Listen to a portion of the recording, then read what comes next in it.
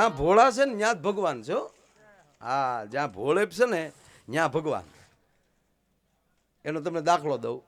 આપણે હવે તો બાપુ પહેલાં શું હતું કે જે ગુરુ હોય એ વર્ષે એકવાર સેવકોમાં ટેલે નીકળે, એટલે આખા વર્ષનું જે કાંઈ હોય એકવાર એ નીકળે, એટલે બધા એ બાપુને દક્ષિણા આપે, ભેટ પૂંજા આપે. અને પછી બાપુ સંતો એમ પૂછે કે બેટા છોકરાઓને બધા બરાબર. એક જગ્યાએ ગયા. હવે એ ભાઈનો ગરધણીનો છોકરો હતો નાનો, પણ બાપુ ખાધે બરો. 2.5 શેર લોટ હોય ત્યારે એના રોટલા થાય, એકલો ઉલાળી જાય. પણ જો તમે ભોળા હોય ત્યાં ભગવાન કેવો રૂડો લાગે એનો હું તમને દાખલો આપવા. 2.5 શેર લોટ હોય, 2.5 શેર લોટનો એની રસોઈ એકલાની થાય. એટલે ઘરના ને આવું કઈ નહીં પડે કે અત્યારથી નાની ઉંમરથી એટલું એટલું ખાય તો મોટો થાય તો કેટલું જાય. વાસુર બાપુ આવો. અમારા વાસુર બાપુને એટલી શ્રદ્ધા બાપુ, ગાડી આંકતા હોય અને ધજા ભાળી જાય તો સ્ટેરિંગ છૂટું મૂકી દે, હે ભગવાન હે ભગવાન. હા સંધુભાઈ, ફોર વ્હીલ નહીં, પાછું બુલેટ આંકતા તો જે આપણે કે ભાઈ ભટકાઈ ગયા, જો ભાઈ ભાઈ પડી ગયા જો. પણ સાહેબ અત્યાર સુધીની ઘટનામાં કોઈ દી સાહેબ ટોચો નહીં. તમે કલ્પના કરો, આ શ્રદ્ધા છે સાહેબ. શ્રદ્ધાનો વિષય જ્યાં પુરાવાની કશી જરૂર નથી, અને કુરાનમાં ક્યાંય પેગમ્બરની સહી નથી. પણ જ્યાં બુદ્ધિ છે ત્યાંથી થોડોક ભગવાન દૂર રહે, પણ જ્યાં ભોળેપ હોય ત્યાં ભગવાન 100% નજીક હોય છે. ભગવાન એ કૃપા પ્રાપ્ત કરવા માટે કોઈ યુનિવર્સિટીની જરૂર નથી. હા, યુનિવર્સિટીમાં ડિગ્રી મળે.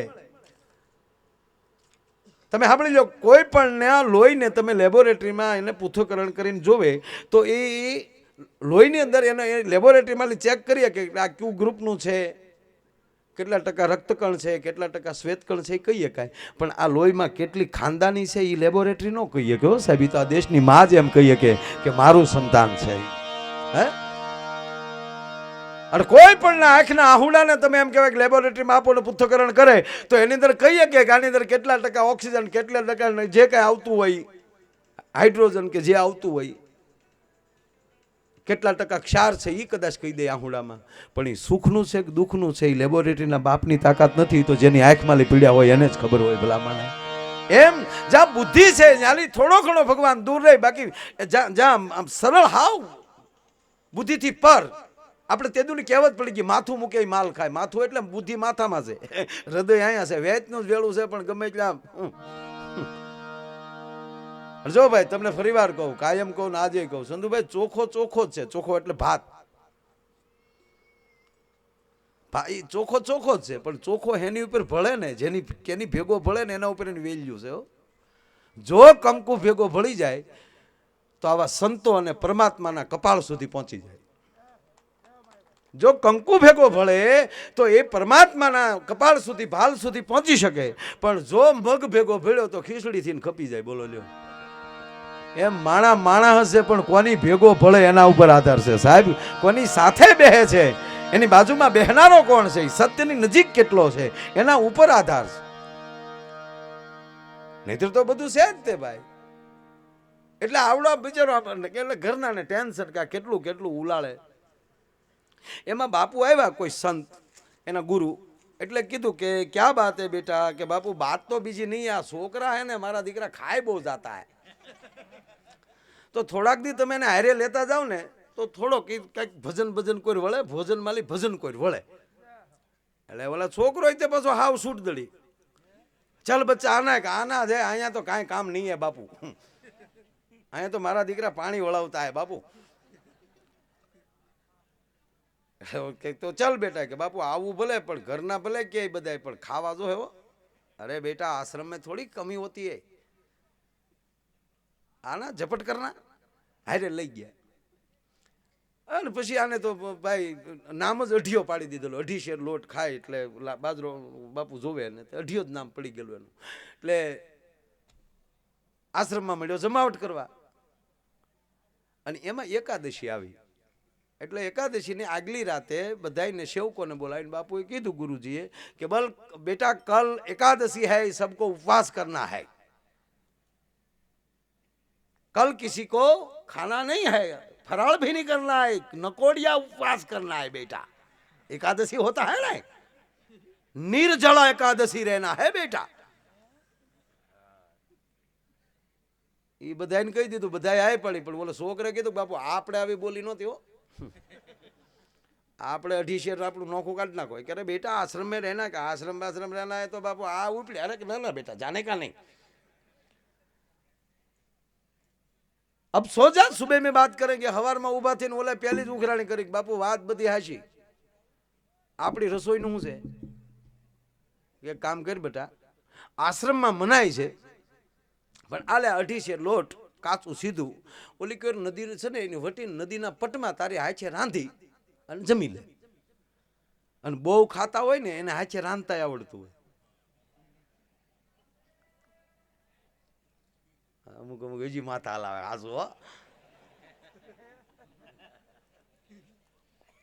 પણ સાંભળજો આ વાત મને બહુ ગમે છે એટલે લીધી પૂંજી મોરારી બાપુ કથામાં પણ આ વાત ઘણી વાર કરે છે કે બુદ્ધિથી પર થઈ જાવ તો ભગવાન કેટલો નજીક થઈ જાય એની વાત છે।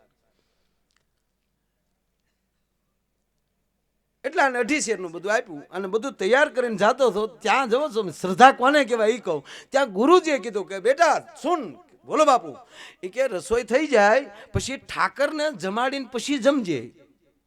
અને આનો વિશ્વાસ દઢ બન્યો કે અમારો, અને પાછો ઠાકર હું એને ખબર નહોતી, ગુરુનો કોઈ કહેશે, પણ એ કે એટલે કીધું ગુરુજી આ ઠાકર કોણ છે? તા કે આપણા બધાનો ઈષ્ટ છે। ઓહો, આપણો ઈષ્ટ જ એકાદશી નો રહેતો હોય તો આપણે ફાવી ગયા, એને તો જમાડવાનું કીધું જ છે, નકર તો એનો ઠાકર નો એકાદશી રહી કે।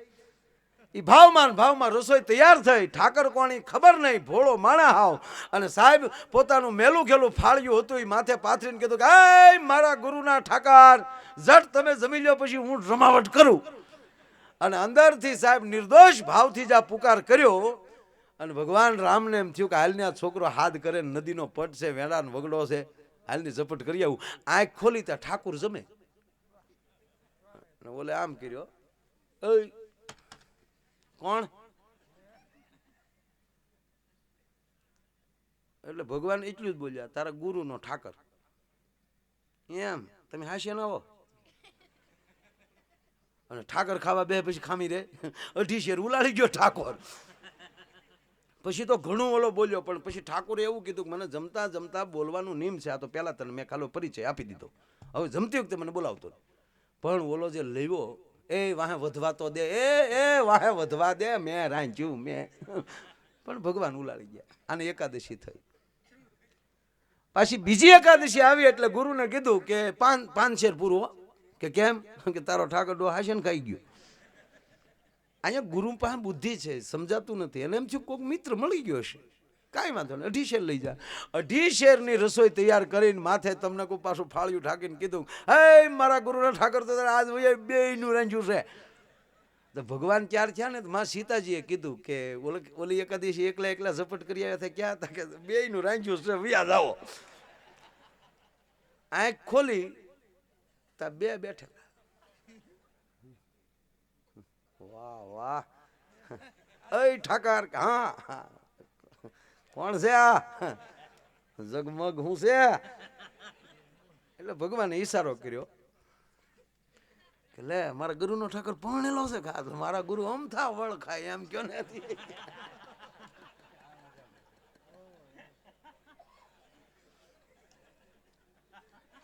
એટલે તમે પરણેલા છો કે? હા પરણેલો છો। એટલે ભગવાન આમાં હાથ પાડી, ખાલી બોલ્યા નહીં કે તક ખાવામાં તો એ તમારા ઘરના એટલે એમ જ હશે ને। એ બાપુ બે ભગવાન રામ અને માં જાનકી એ આખી રસોઈ ઉલાડી ગયા, અને બીજી એકાદશી થઈ। હન ઓલો ખીજાણો, એ તમારો ઠાકર કેવો છે? એકને કહે મારા વાલીડા બે આવે એ ભાઈ, અને પ્રભુ આ વખતે મને એ 7.5 શેર આપજો। એ ડોહો પરણેલો છે, બે આવ્યા હતા। ગુરુને એમ થાય છે કે આને મિત્રો વધે છે, બીજું કઈ બીજું તો શું હોય, ઠાકર કઈ રીતે આવે? પણ આ બરોબર ત્રણેયની રસોઈ તૈયાર કરીને કીધું કે એ મારા ગુરુના ઠાકર એના ઈ વયાવો। એ તૈયાર થઈને માં જાનકી ભગવાન રામ આવતા હતા એટલે લક્ષ્મણજીએ કીધું કે આમ જો 14 વર્ષ એવા મેં કર્યો, અને અત્યારે એકલા ઝપટ કરી આવો। તક જો લક્ષ્મણ વાત હાચી, પણ ઓલો બટક બોલો છો, તું રીહનું જાળું, પછી કઈ યજમાનની ઘરે જઈને બધાય નહીં, યજમાન હારો મળ્યો છે ભાવિક માણસ, મૂંગું મૂંગું ખાઈ લેવાનું. પૂછ તારી માને. મેં કોઈ બોલ્યો જ નથી. પૂછ તારી માને. માતાજી સીતાજીએ કીધું કે આમ જો લક્ષ્મણ બોલાય નહીં હો, પણ મજા આવે એવું રાંધે બહુ સારું. અને એમાં જે હાચે હરીખવાનું શાક કરે તેથી તો વાત જવા ગયો. હા,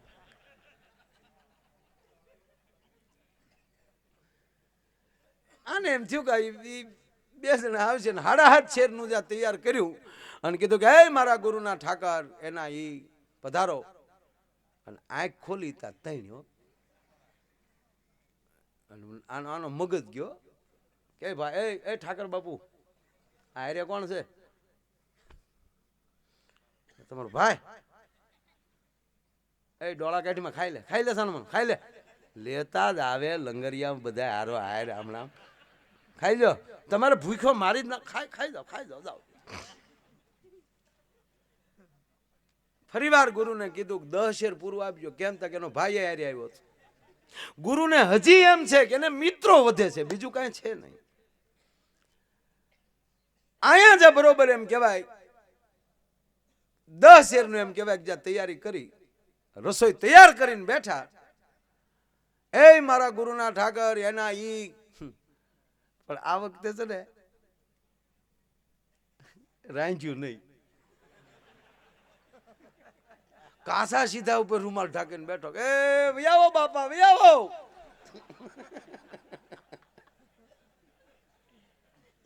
તે દી હારે હનુમાન આવ્યા. એટલે ભગવાન આવ્યા ને આમણામ પડેલું એટલે ઓલાએ પૂછ્યું કે આ હારે હું આવ્યું પૂછડું. હવે જમવા બેઠા નહોતા એટલે ભગવાન બોલ્યા કે આ જો મારા ઘરના હતા એને તો ઓળખી લીધા. તમારા ભાઈ નહીં ઓળખી. આ લાલ સોળ હું હારે આવ્યું છું. ને થોડુંક આપણે તમારો જ પરિચય નહોતો પછી તમારા સ્ટાફને ઓળખી જ ક્યાંથી આપણે. આપણે તો ગુરુ હારે ઝપટ કરવા આવ્યા હતા, બીજો મુદ્દો હતો નહીં. બેટા એ હનુમાનજી છે એમ. પવન પુત્ર કે ઈ કયો એને મારે હવે પવનની ફૂકું સુલામાં. અને તમે પરણેલા છો માને કયો રાંધે. મારા વાલીડાઓ તોડવી નાખો મને. લક્ષ્મણ ને હામી લાકડા લઈ આવીને હામું હું રહો. હનુમાન ને કે મંગેળો બનાયા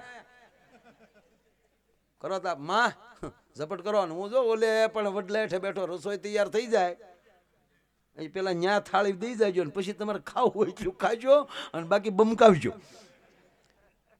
આવી ભોળેપ જોઈને ભગવાન મનમાં હસે છે કે વાહ દોષ તારી નિર્દોષતા.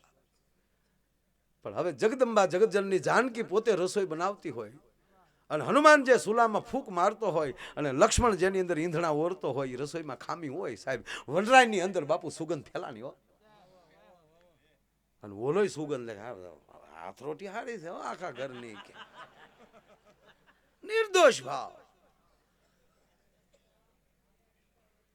હવે તો જો કે હવે તો રાંધે એમાં કઈ પેલા જો આપણે બાજરાનો રોટલો હોય અને ઘરની ગાયનું માખણનો લોંદો એમ કહેવાય કે ત્રાંબાના પતરાના પડ જેવો રોટલાનો પડ્યો હોય ને ઊંસો કરી તે તવેથો મારીને એમાં લોંદો નાખે ચોથા ઘીરે ખબર પડતી કે રોટલો સોપડાનો.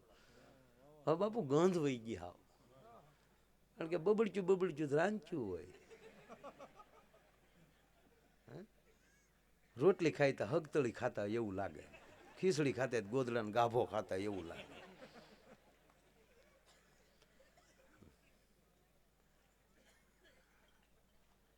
એસી વર્ષે જાનમાં જાય ને ઈ પાછા જલેબીઓ ખાય. મને તો ઈ થાય. હા જે દાદા ને દવાખાને લઈ ગયા. દવાખાને લઈ ગયા જલેબી ગોટે સડી પેટમાં. ઓજરી તો જોવે ને સમય પ્રમાણે હકારાય. કેજે તાર બાપાને.